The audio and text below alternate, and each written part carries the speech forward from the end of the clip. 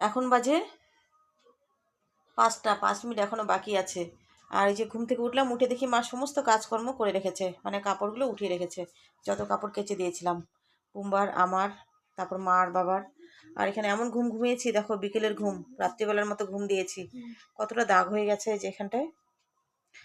পাশে দীপ্ত আছে, এইদিকে বুম্বা শুয়ে আছে।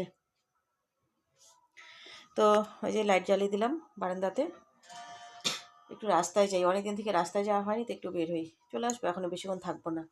আর ঠান্ডা ঠান্ডা তো লাগছেই, ঠান্ডা পড়ে গেছে। তো চলো, এখন তো সেরকম কাজকর্ম নেই, পরে বিছানাগুলোকে ঝেড়ে নেব।